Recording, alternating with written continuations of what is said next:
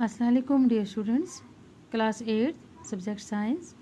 और आज का चैप्टर जो हमारा वो 7th चैप्टर है, कंबशन एंड फ्लेम।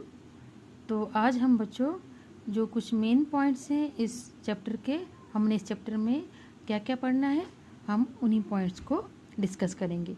तो सबसे पहले बच्चों आ जाते हैं फ्यूल्स। फ्यूल्स किसे कहते हैं? The substance which burn to produce energy in the form of heat and light are called as fuels। तो वो वाली कोई भी चीज़ सब्सटेंस जो जलने के बाद क्या प्रोड्यूस करती है, पैदा करती है एनर्जी, किसकी शक्ल में? In the form of heat and light, रोशनी और हरारत की शक्ल में जो एनर्जी पैदा करती है, तवानाई पैदा करती है, हम उसी को फ्यूल्स कहते हैं। मिसाल के तौर पे wood, charcoal, coal, kerosene oil, petrol, LPG वगैरह वगैरह। तो जैसे लकड़ी है, चारकोल हमारे पास है, कोल, केरोसिन ऑयल है बच्चों, पेट्रोल है, एलपीजी वगैरह, ये सारी जो चीज़ें हैं ये फ्यूल्स में आती हैं। और ये चीज़ें क्या होता है कि जो चीज़ जलकर क्या पैदा करती है, एनर्जी प्रोड्यूस करती है, किसकी शक्ल में? हीट और लाइट की शक्ल में, हम उसी को फ्यूल कहते हैं। फिर आ जाता है बच्चों कंबशन। कंबशन किसे कहते हैं? A chemical reaction in which a substance reacts with oxygen to produce heat and light is called as combustion. एक केमिकल रिएक्शन, एक कीमियाई रद्द-ए-अमल, जिसमें क्या होता है कि एक सब्सटेंस किसके साथ रिएक्ट करती है? ऑक्सीजन के साथ। क्या पैदा करती है?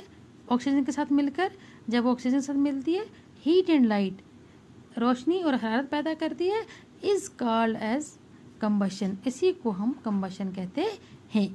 For example C+O2। सी किसे कहते हैं बच्चों? कार्बन का ये फार्मूला है, प्लस O2 हो गया ऑक्सीजन। कार्बन और ऑक्सीजन जब ये दोनों चीज़ें आपस में रिएक्शन करती हैं, कार्बन के साथ जब ऑक्सीजन मिलता है तो ये क्या पैदा करते हैं? CO2, यानी कि कार्बन डाइऑक्साइड पैदा होता है। इसी को हम क्या कहते हैं?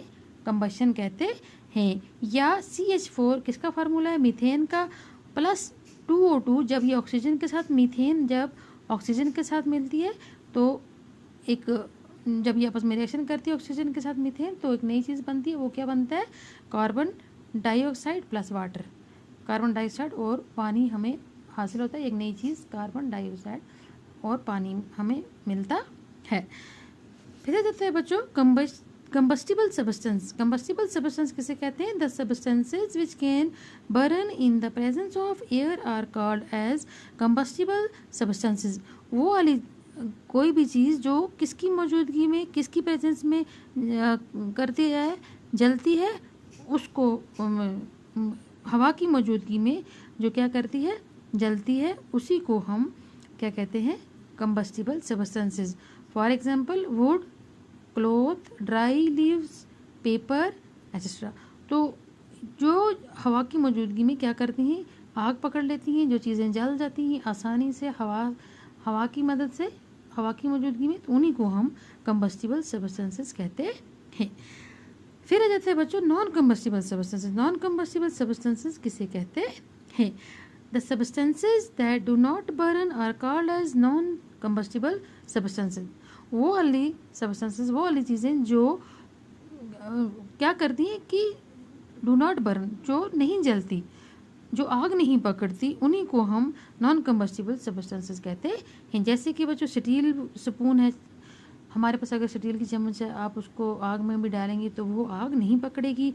या गिलास है हमारे पास, कोई कांच वगैरह है, या आयरन नेल, लोहे की कीलें हैं, स्टोन पीसेस हैं, या पत्थर के जो पीसेस होती हैं, टुकड़े होते हैं, वो भी आग नहीं पकड़ते।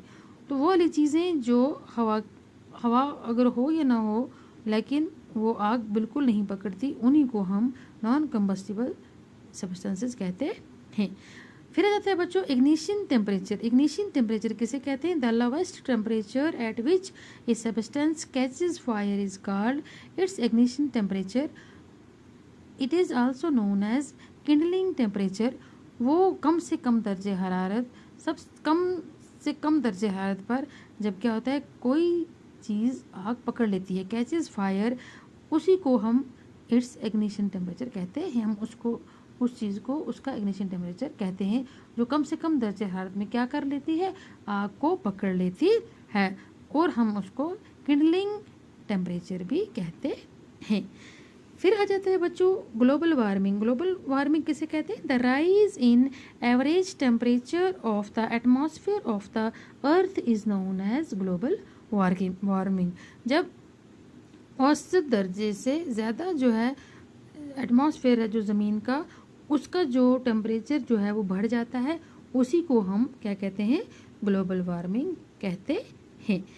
फिर आ जाते हैं बच्चों इनफ्लेमेबल सब्सटेंसेस। इनफ्लेमेबल सब्सटेंसेस कौन सी होती हैं?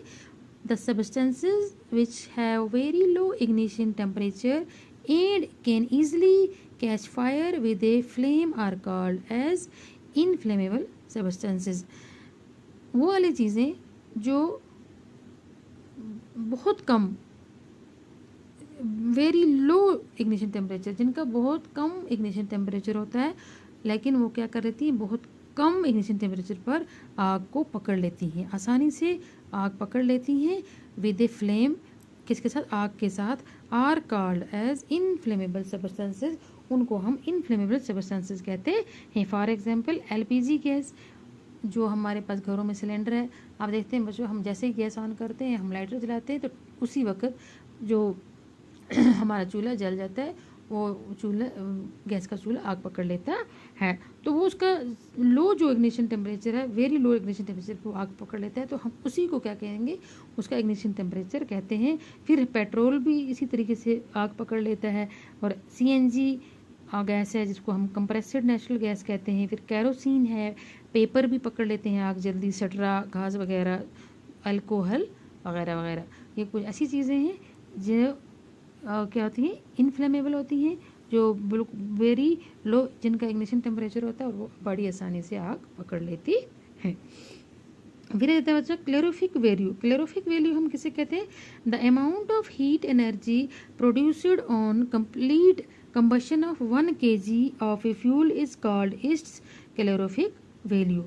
तो amount of heat energy produced on complete, जब क्या होता है, हीट एनर्जी प्रोड्यूस होती है किस पर, on complete combustion of 1 kg of a fuel, किसी भी 1 kg फ्यूल जब क्या होता है, बिल्कुल वो क्या कर देता है, कंप्लीट कंबशन होता है उसका, वो बिल्कुल जब जल जाती है, हम 1 kg ऑफ ए फ्यूल, किसी भी फ्यूल का कहेंगे, is called it's calorific value, हम इसको उसकी क्लोरोफिक वैल्यू कहते हैं। इसको हम किसे एक्सप्रेस करते हैं, जाहिर करते हैं, it is expressed in kilo joule पर किलोग्राम, इसको हम किलो जूल पर किलोग्राम पर कहते हैं, इसको हम ऐसे लिखते हैं केजी अपॉन केजी। तो ये बच्चों इसका सिंबल है, इसका फार्मूला है, हम इसको केजी करके हम क्या करते हैं, डिनोट करते हैं। और फिर आ जाता है बच्चों एलपीजी का फुल फॉर्म क्या होता है बच्चों? एलपीजी का फुल फॉर्म है लिक्विफाइड पेट्रोलियम गैस। और फिर आ जाता है सीएनजी का मतलब है कंप्रेस्ड नेचुरल गैस। तो ये आप याद रखना। तो आज के लिए बच्चों इतना ही, हमने कुछ अपने चैप्टर के जो मेन पॉइंट्स हैं जो हमने पढ़ने हैं उन्हीं के बारे में डिस्कस किया।